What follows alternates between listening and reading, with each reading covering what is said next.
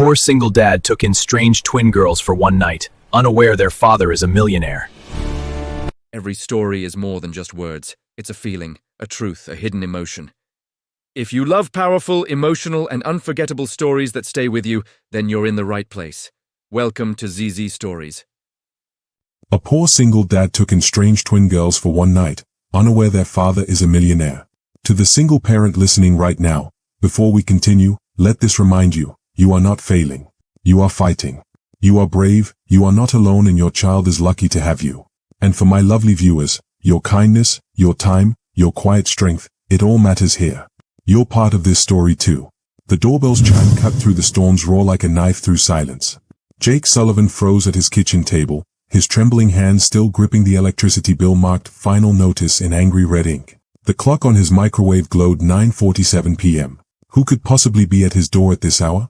Especially in weather like this?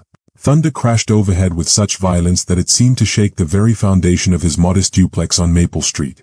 Jake's heart hammered against his ribs as he approached the front door cautiously. Through the peephole, he could barely make out two figures huddled against the storm, young women with blonde hair plastered to their heads, shoulders hunched against the relentless downpour. In this neighborhood, unexpected visitors usually meant trouble. Jake had learned that lesson the hard way over the past 3 years. But something about their posture, the way they held each other, looking more lost than threatening, stirred something deep in his chest.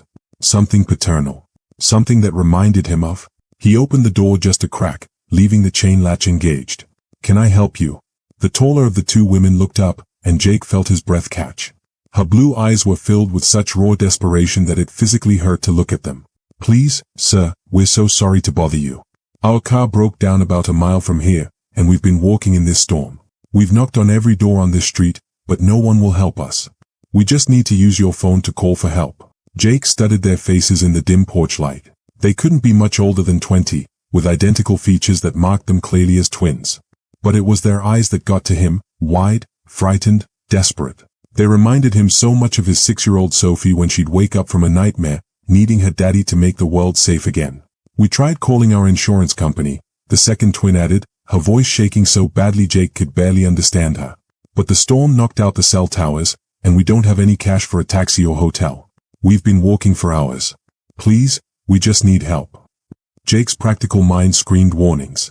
He didn't know these girls. They could be running some kind of scam. In his old life, back when he lived in the suburbs behind gates and security systems, he might have called the police and let them handle it. But looking at them now, really looking, he saw something that overrode every logical concern. He saw his own children. Danny, now 8 years old, living 3,000 miles away in Oregon. Sophie, 6, whose bedtime stories Jake now told over crackling phone connections twice a week if he was lucky. What if they were ever stranded somewhere, scared and alone? What if they needed help and everyone turned them away?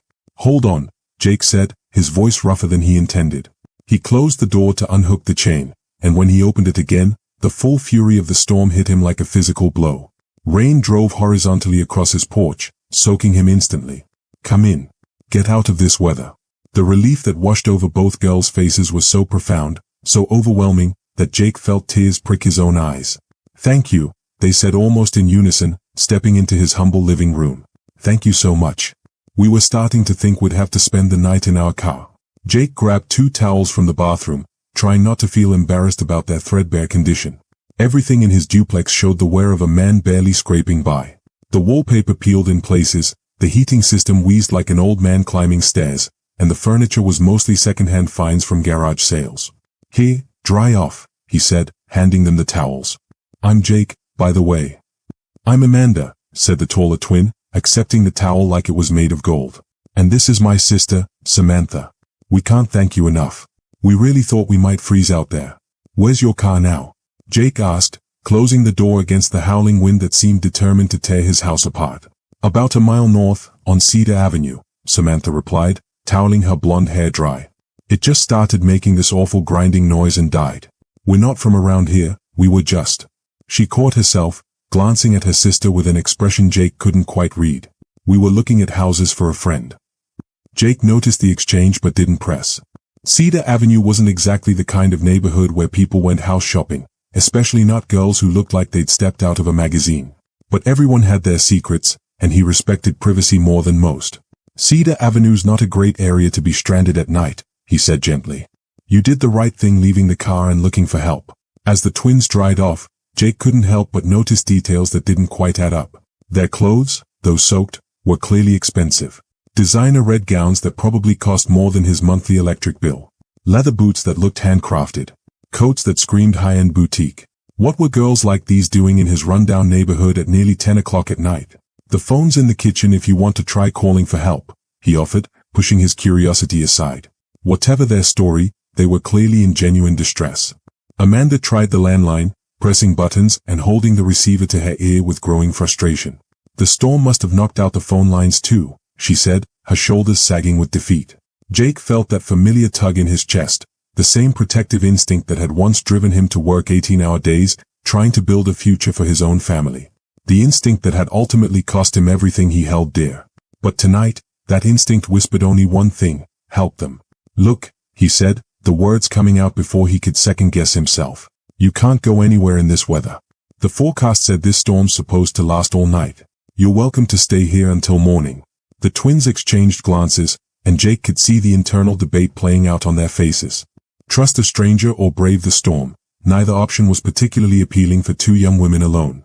We don't want to impose, Samantha said carefully, her voice carrying a cultured accent that spoke of private schools and country clubs. You've already done so much for us. You're not imposing, Jake assured them, managing a self-deprecating smile. I have a couch that pulls out into a bed. It's not the Ritz-Carlton, but it's dry and warm. He paused, suddenly self-conscious about his humble surroundings. Though I should warn you, the breakfast menu is pretty limited. I think I have some cereal and maybe some bread for toast. For the first time since they'd arrived, both girls smiled, real smiles that transformed their faces completely. That sounds absolutely wonderful, Amanda said, and something in her tone suggested she meant it more than politeness required. As Jake helped them settle in, pulling sheets and blankets from his linen closet, he found himself drawn into conversation. The twins were articulate and engaging, with a warmth that gradually began to fill the empty spaces in his house. They asked about his work, his life, the neighborhood. Usually, Jake avoided personal topics. The pain was still too raw, too immediate. But something about their genuine interest made him open up in ways he hadn't in years. I'm an architect, he found himself saying as he made them hot chocolate with the last of his cocoa powder, the mug warming his cold hands. Well, I was. Now I mostly do freelance drafting work when I can find it. That sounds fascinating, Samantha said, settling onto his worn couch with her hands wrapped around the steaming mug. What kind of buildings did you design? Jake's throat tightened as memories flooded back. Commercial mostly. Office buildings, shopping centers. I had my own firm for a while. He didn't mention how that firm had consumed his life, how his obsession with success had blinded him to what really mattered. What happened to it? Amanda asked gently, then immediately looked stricken. Sorry, that's probably too personal. You don't have to answer.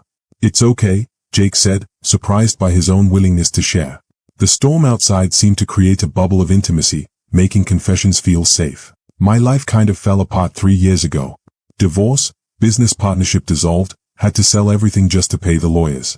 He thought about stopping there, but something in their eyes, a compassion that seemed far beyond their years, encouraged him to continue. I have 2 kids, he said quietly, the words scraping his throat raw. Danny's 8 now, Sophie's 6.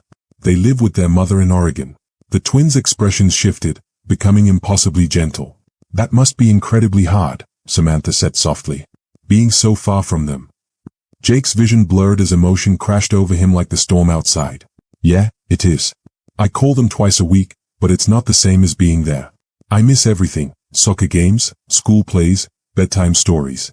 Last week, Sophie lost her first tooth, and I had to hear about it 3 days later in a 5-minute phone call. His voice cracked on the last words, and he turned away, embarrassed by his display of emotion in front of these young strangers. What happened? Amanda asked with infinite gentleness. With your wife, I mean. Jake took a shaky breath. Rebecca said I was never there. That I cared more about building my business than building memories with my family. She wasn't wrong. I thought I was providing for them, securing their future, but I was missing their present. By the time I realized what I was losing, it was too late. The pain in his voice seemed to fill the small room, mixing with the sound of rain against the windows like tears against glass. She moved to Oregon for a fresh start, Jake continued, wiping his eyes with the back of his hand. said she needed to get away from all the memories. The court gave her primary custody. I see Danny and Sophie during summer breaks and alternating holidays when I can afford the plane ticket. How often is that? Samantha asked, her own eyes bright with unshed tears. This year might be the first time I miss summer, Jake admitted, his voice barely above a whisper. Work's been slow, and the custody lawyer fees ate up most of my savings. I've been trying to put money aside, but... He gestured helplessly at the pile of bills on his kitchen table. The twins listened with a level of empathy that seemed impossible for their age. They asked thoughtful questions, shared stories of their own childhood, and gradually, Jake felt some of the crushing loneliness that had become his constant companion begin to ease. You know what strikes me about your story?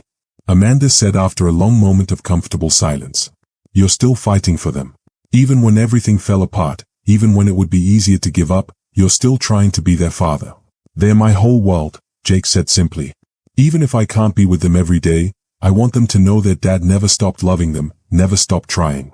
As the evening wore on, Jake learned that Amanda and Samantha had grown up in Connecticut, that they were both 22 and recent college graduates. They spoke fondly of their childhood but remained vague about their family circumstances, mentioning only that their father was in business and deflecting when Jake asked for specifics. He sensed there was much more to their story, but he respected their privacy. After all, he was a stranger who'd taken them in for the night. They didn't owe him their life stories. You know, Amanda said as Jake prepared the pull-out couch with his best sheets, we've stayed in some pretty fancy hotels over the years, but I don't think I've ever felt as welcome anywhere as I do right here. That's very kind of you to say, Jake replied, tucking the sheets around the thin mattress. But I'm sure you're just being polite about my humble accommodations. No, really, Samantha insisted, her voice carrying a sincerity that made Jake look up from his work. It's not about the place, it's about the person. You opened your door to complete strangers in the middle of a storm. You shared your food, your home, your story. Not many people would do that. I have kids, he said simply, the truth of it settling in his chest like a warm ember. If Danny and Sophie were ever stranded somewhere, scared and alone, I'd hope someone would help them. I'd pray someone would see past their own fears and just be kind. As they settled in for the night, the twins whispering softly to each other on the pull-out couch, Jake lay in his own bed listening to the storm gradually losing its fury outside. For the first time in months, his small duplex didn't feel empty. The soft murmur of voices, the knowledge that he'd helped someone, the simple human connection, it all reminded him of better times when his house had been filled with family sounds and laughter. He drifted off to sleep thinking about kindness, about the strange twists of fate that had brought these two young women to his door, and about how sometimes the smallest acts of compassion can feel like the most important things in the world. The next morning dawned clear and bright, as if the storm had washed the world clean and started everything fresh. Jake woke early, as was his habit developed from years of trying to squeeze more hours into each day.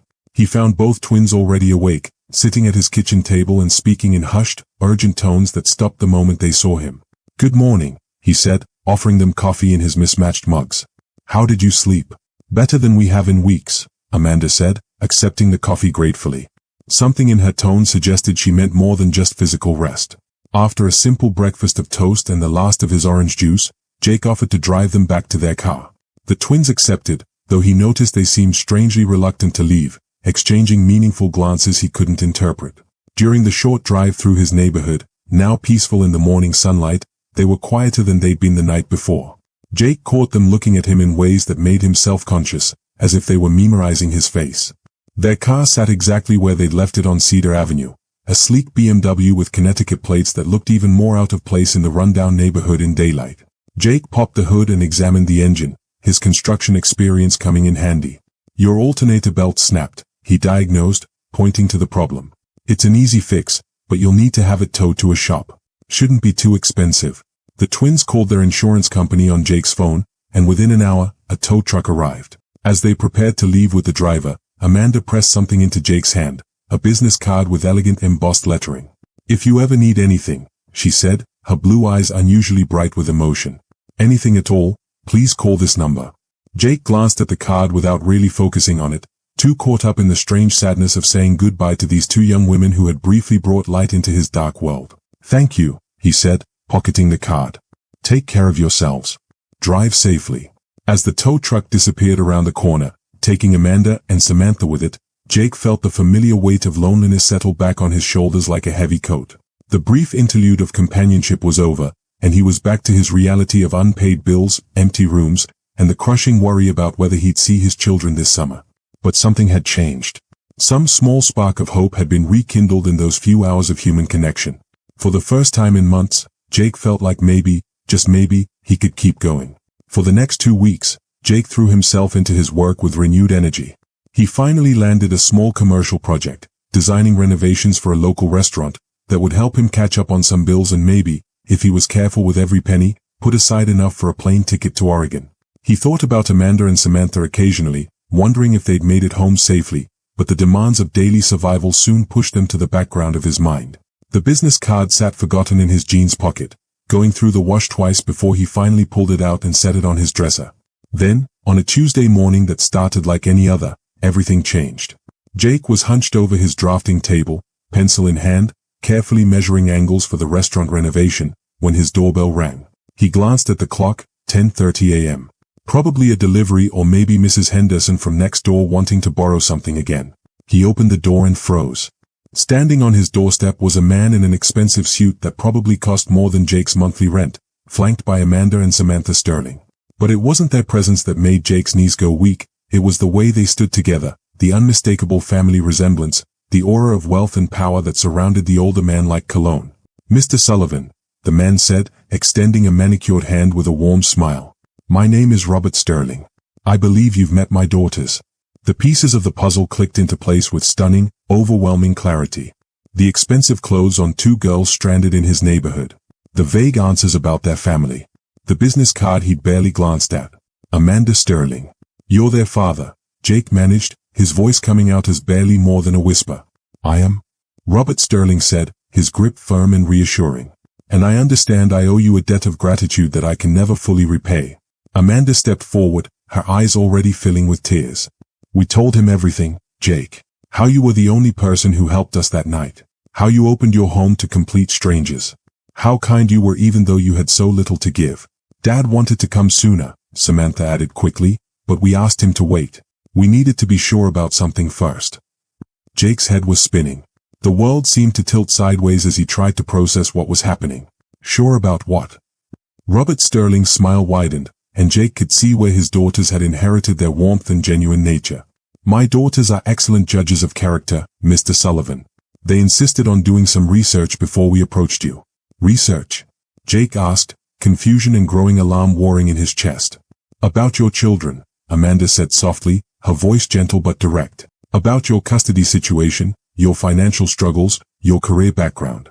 Everything you shared with us that night." Jake felt heat flood his face. His private struggles, his failures, his desperate financial situation, it had all been investigated, catalogued, probably discussed in boardrooms and family meetings. The humiliation was crushing. "Please don't be angry," Samantha said quickly, seeing his expression change. "We weren't trying to invade your privacy. We wanted to help. The way you helped us." "Help?" Jake's voice cracked. "I don't understand what's happening here."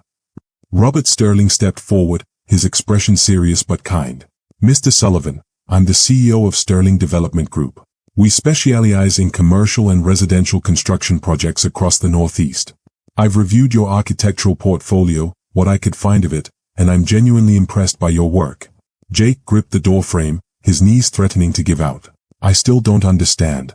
What I'm about to offer you," Robert said carefully, "is not charity. It's not pity. It's good business mixed with the recognition of exceptional character. My company is expanding, and we need talented architects who understand that buildings aren't just structures, they're dreams made concrete." The world seemed to slow down as Robert Sterling continued speaking. "I'm offering you a position as senior project architect with Sterling Development Group. The salary would be sufficient to allow you to relocate closer to your children in Oregon and pursue joint custody if you choose. You'd be designing the kind of buildings you dreamed about, projects that matter, that last, that change communities." Jake's vision blurred as the magnitude of what he was hearing hit him like a physical blow. That's impossible. You can't just offer someone a job because your daughters stayed at their house for one night." "You're right," Robert said with a laugh that held no mockery, only warmth. "I can't. That's not how business works. But I can offer a job to someone whose character has been thoroughly tested and proven."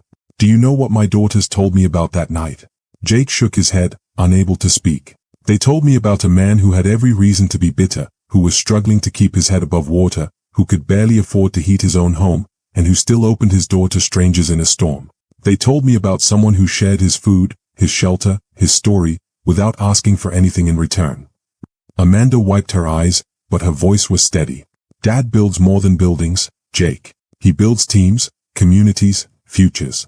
And has spent his whole life looking for people who understand that success means nothing if you don't lift others up with you. We weren't stranded by accident that night, Samantha admitted, her cheeks flushing slightly. Well, the car really did break down, but we were in your neighborhood because Dad's been looking at developing some properties in this area. We'd been driving around for hours, getting a feel for the community. Robert nodded. When their car died and they started knocking on doors, it became an unintentional test of the neighborhood's character. 17 houses, Mr. Sullivan. They knocked on 17 doors before yours. 17 families who looked out their peepholes and decided not to get involved. Jake felt tears streaming down his face as the full impact hit him. How close he'd come to being number 18. How easily he could have looked through that peephole and decided he had enough problems of his own. But there's more, Robert continued, reaching into his briefcase and pulling out a folder. Sterling Development Group sponsors a comprehensive scholarship fund for children of employees. Danny and Sophie would qualify for full college scholarships when the time comes, plus tutoring support, summer programs, whatever they need to succeed. The folder slipped from Jake's numb fingers, papers scattering across his doorstep like snow. He sank down onto his front step, his legs finally giving out completely. The sobs came from somewhere deep in his chest, 3 years of held-back pain and desperate hope finally breaking free. Why? He whispered through his tears. Why would you do this for a stranger? Amanda knelt beside him, her hand gentle on his shoulder. Because you weren't a stranger to us when it mattered most. You were family. Samantha joined them, her own eyes wet with tears. And because Dad taught us that success is meaningless unless you use it to change lives. That night, sitting in your kitchen, listening to you talk about your children, we knew we'd found someone special. Robert Sterling's voice was thick with emotion. My daughters could have called me that night. They could have used their credit cards for a hotel room. But they didn't, because sometimes life puts us exactly where we need to be. That storm wasn't just weather, Mr. Sullivan, it was opportunity. For them to learn something profound about real kindness, and for me to find the kind of person I want representing my company. As Jake sat there on his doorstep, overwhelmed by the magnitude of what was being offered, he thought about the man he'd been 3 years ago. Successful, driven, focused entirely on building his business while his family life crumbled around him. That man might have looked at Amanda and Samantha and seen potential clients or networking opportunities. But the man he'd become, broken, humbled, stripped of everything except his core values, had seen 2 frightened young women who needed help. And in choosing compassion over caution, kindness over fear, he'd opened a door to possibilities he never could have imagined. There's just one condition, Robert said with a grin, helping Jake to his feet. Thanksgiving dinner is at our house this year. Amanda and Samantha insist, and when my daughters make up their minds about something, resistance is futile. Jake laughed through his tears, the sound rusty from disuse but absolutely genuine. I accept. All of it. The job, the opportunity, the dinner invitation. He paused, looking at each of them in turn. I can't believe this is real. It's real, Amanda assured him. And Jake? There's something else. Dad's already spoken with the best family law attorney in Oregon. If you want to pursue joint custody, you'll have the best legal support available. For the first time in 3 years, Jake allowed himself to truly imagine the future. Seeing Danny and Sophie more than twice a year. Being there for soccer games and school plays. Tucking them in at night and reading bedtime stories in person instead of over crackling phone lines. Building not just buildings, but memories. Creating the life he'd always wanted but had been too focused on success to actually live. But more than that, he'd learned something precious about the ripple effects of human kindness. About how opening your door to help others really does open your heart to let blessings in. You know what the most amazing part of this is? Jake said, wiping his eyes and looking at the 3 people who had just transformed his world. I almost didn't answer the door that night. I was so tired, so broke, so overwhelmed by my own problems. I came this close to just ignoring the doorbell and going to bed. But you didn't, Samantha said softly. When it mattered most, when 2 strangers needed help, you chose to care. And that choice, Robert added, changed everything. Not just for you, but for all of us. My daughters learned something about real character that night. I found the kind of employee who will help build not just my company, but my legacy. And you're about to get your life back. As Jake stood there in the morning sunlight, Surrounded by the family that had chosen him because of who he was in his darkest moment, he understood something profound about the nature of kindness. It wasn't just about helping others, it was about staying open to grace, to possibility, to the unexpected ways that compassion can circle back and transform everything. The rain had indeed washed the world clean that stormy night 2 weeks ago. But it had done more than that. It had washed away Jake's old life and made space for something beautiful and new to grow. 6 months later, Jake Sullivan stood in his new office in Portland, Oregon, looking out at the city skyline and thinking about the building he was about to design, a community center that would serve families like his own had been, families struggling to hold on to hope. In the distance, he could see the elementary school where Danny and Sophie would start in the fall, living with him half the time under the joint custody agreement that had finally been approved. His phone buzzed with a text from Amanda. "Dad's got a new project in Seattle. Guess who's the lead architect? Also, can you make it to Sunday dinner this week? Mom's making her famous lasagna." Jake smiled, typing back, "Wouldn't miss it. Family dinner is sacred." And it was true. Because sometimes, when you open your door to strangers in a storm, you don't just give them shelter, you invite miracles into your own life. Sometimes the greatest act of faith isn't believing in tomorrow. It's believing that kindness still matters, that compassion can change everything, and that love really does find a way. The storm that brought Amanda and Samantha Sterling to Jake's door that night had lasted only hours. But the kindness he showed them?